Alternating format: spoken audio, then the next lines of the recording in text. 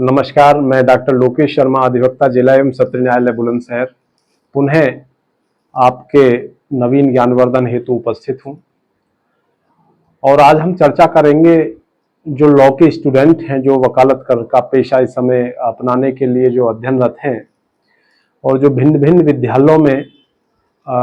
अध्ययन कर रहे हैं LLB संबंधित पढ़ाई का। तो विषय जो एक यहाँ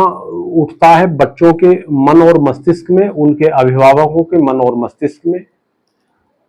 उसमें क्वेश्चन ये उठता है कि यदि हम वकालत की पढ़ाई कर लेते हैं तो वकालत की पढ़ाई पढ़ने के बाद में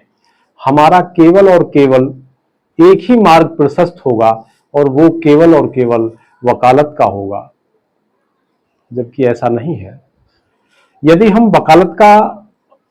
अध्ययन करते हैं, पढ़ाई करते हैं, तो हमको भिन्न भिन्न क्षेत्रों में, भिन्न भिन्न संस्थानों में मौका मिलेगा, हमें अवसर मिलेगा। तो उन अवसरों के कौन कौन से अवसर हैं वो जिनमें हम मौका पा सकते हैं, तो उसी के सब्जेक्ट के लिए उन्हीं अभिभावकों और उन्हें जो अध्ययनरत मेरे छात्र और छात्राएं हैं उनके लिए मैं विशेष रूप से इस वीडियो को बना रहा हूं। तो हम कुछ भी बताने से पहले मैं विनम्र अनुग्रह और आग्रह करूंगा, प्रार्थना करूंगा कि जो अब मेरे प्रशिक्षु अधिवक्ता हों, चाहे अध्ययनरत छात्र वकालती पेशे के हों या अभिभावक हों या कोई भी आम जनमानस है, यदि उनको मेरा वीडियो अच्छा लगे तो वो लाइक करें, शेयर करें, सब्सक्राइब करें और कमेंट्स करें। और किसी भी कानून संबंधित वार्तालाप के लिए सीधे संवाद मेरे मोबाइल नंबर जो पीछे स्क्रीन पे आ रहा है मेरे नाम के नीचे, उस पर भी सीधे संवाद कर सकते हैं, मुझे व्हाट्सएप इत्यादि मैसेज कर सकते हैं। अब हम अपने विषय पे आते हैं। तो जो छात्र छात्राएं LLB की पढ़ाई कर रहे हैं या LLB का पढ़ाई करने का विचार मंथन कर रहे हैं, चूंकि अब आने वाला समय रिजल्ट आउट होगा कक्षा 12 का, तो अपनी अपनी सब लाइनों को चयन करेंगे, चूज करेंगे, उनको चुनेंगे। तो मेरा मानना है कि LLB भी अगर जो कोई चुनेगा तो उसके लिए कोई ऐसी स्थिति उत्पन्न नहीं होगी कि वो केवल वकालती पेशे के सिवा कुछ नहीं कर पाएगा, जबकि वो स्नातक होगा, स्नातक लॉ में होगा, केवल इतना है, और कोई अंतर नहीं है। दूसरा, अब अपॉर्चुनिटी कहाँ कहाँ है इसको जानने के लिए भिन्न भिन्न पूरे भारतवर्ष में जितने भी संस्थान हैं, चाहे किसी भी मल्टीनेशनल कंपनी का संस्थान हो, किसी भी और ग्रुप इत्यादि का संस्थान हो, किसी भी छोटी बड़ी मोटी कंपनी का, किसी भी प्रकार की कंपनी का हो, तो उन समस्त कंपनियों में, समस्त संस्थानों में, चाहे भारत सरकार के हों, स्टेट सरकार के हों, उनमें सब में लीगल डिपार्टमेंट बना हुआ है। तो उन लीगल डिपार्टमेंट में भी आपको मौका है कि आप सीधे वहां पे एग्जाम इत्यादि पास करके वहां पे भी जा सकते हैं, लॉ ऑफिसर बन सकते हैं। और लॉ ऑफिसर एक अच्छा ओहदा होता है और उत्तर प्रदेश सरकार में दुनिया भर की अथॉरिटी वगैरह हैं और दुनिया भर के डिपार्टमेंट्स हैं, इनमें मैक्सिमम सब में अपने अपने लॉ ऑफिसर्स इत्यादि नियुक्त होते हैं। इसी क्रम में संस्थान है, उन संस्थानों में स्पीच के माध्यम से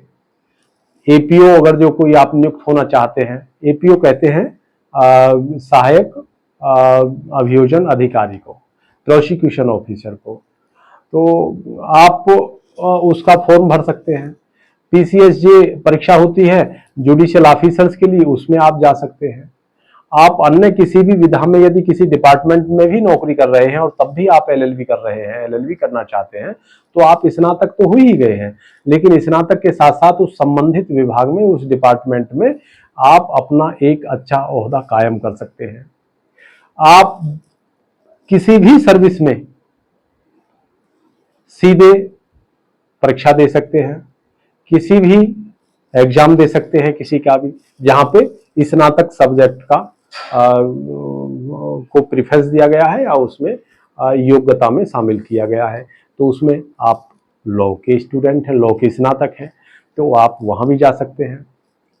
तो अब आपको मैंने बताया कि अगर जो आप लॉ करके आते हैं तो लॉ करने के बाद में आप केवल वकालत नहीं, भिन्न भिन्न संस्थानों में कहीं भी लॉ ऑफिसर इत्यादि नियुक्त किए जा हो सकते हैं, किसी भी डिपार्टमेंट में, किसी भी प्राइवेट संस्थान में, उसमें भी सब में काम कर सकते हैं। और दुनिया भर की लॉ फर्में हैं, उसमें काम कर सकते हैं। लॉ फर्मों से हटके अगर जो बैंकिंग प्रक्रिया देखा जाए तो बैंकिंग कार्य उसमें प्रक्रिया में आप काम कर सकते हैं। बैंकिंग डिपार्टमेंट एक उसमें जो लॉनिंग इत्यादि का डिपार्टमेंट होता है और इनके अपने पैनल के अधिवक्ताएं होते हैं, उसमें काम किया जा सकता है।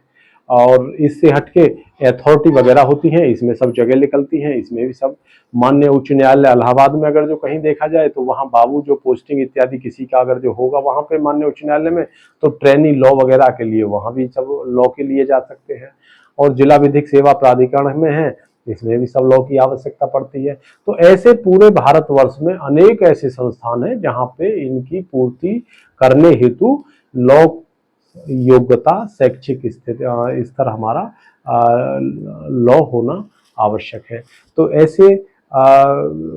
छात्र छात्राएं जो कक्षा 12 करने के बाद में या रिजल्ट की इस समय प्रतीक्षा में है, तो उन सब लोगों से मेरा, उन समस्त छात्र छात्राओं से मेरा विनम्र अनुग्रह है, तो वो अपने भविष्य को संवारने के लिए लॉ को कोई पर्टिकुलर मार्ग ना माने और कोई लॉ को ऐसा हीन स्थिति से ना देखें कि लॉ को हम केवल और केवल वकालती पेशे से ही जोड़ेंगे या केवल वकालती ही कर सकते हैं, ऐसा नहीं है।